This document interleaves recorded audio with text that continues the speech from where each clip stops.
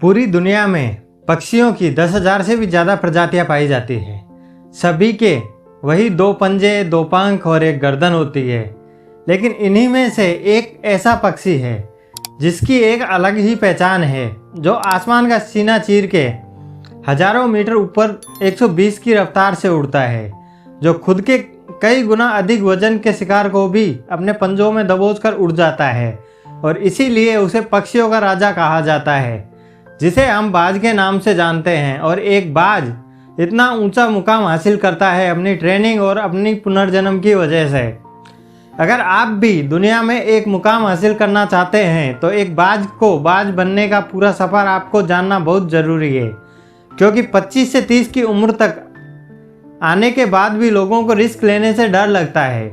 लेकिन एक बाज के जीवन की शुरुआत ही रिस्क से होती है।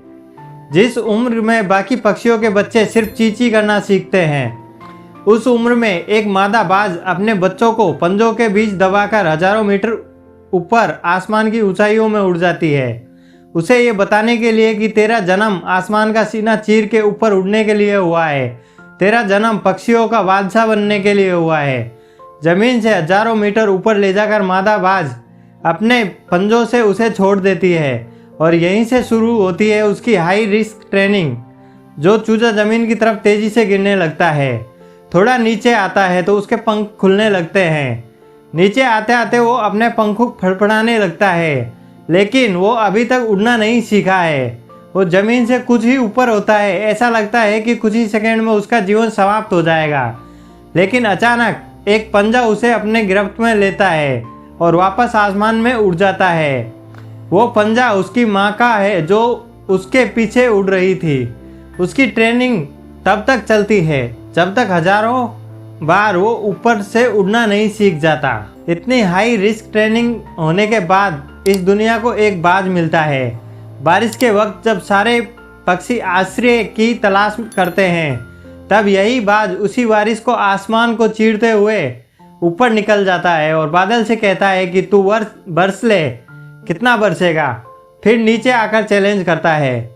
एक बाज की उम्र लगभग 70 साल होती है।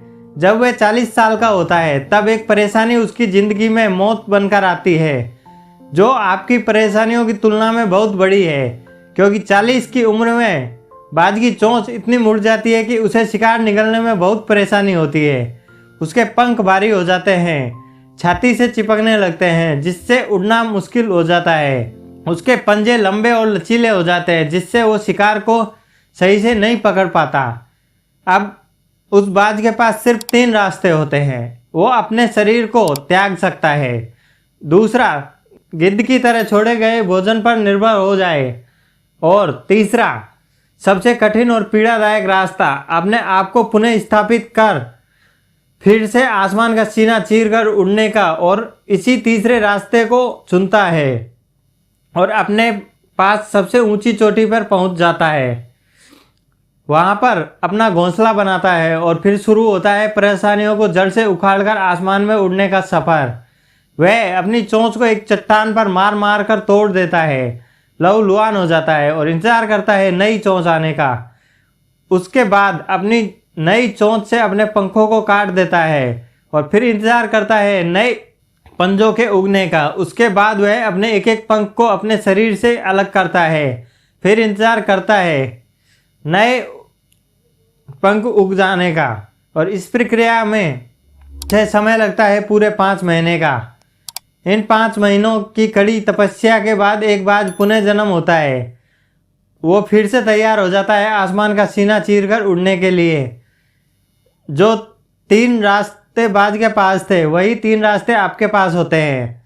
लेकिन कुछ लोग पहले रास्ते को चुनते हैं और परेशानियों के तले दबकर सुसाइड कर लेते हैं।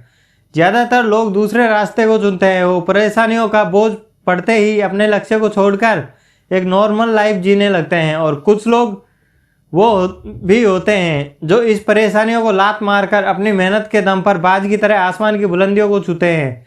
दोस्तों, बाज की ये ट्रेनिंग हमें बहुत बड़ी सीख देती है कि अगर हम रिस्क लेना पड़े तो लो, अपने फील्ड में अपने आप को इतना ट्रेंड कर लो कि उस फील्ड में आपसे ऊपर उड़ने के बारे में सोचकर लोगों के पसीने छूट जाए, तभी आप अपने फील्ड के बादशाह कहलाएंगे।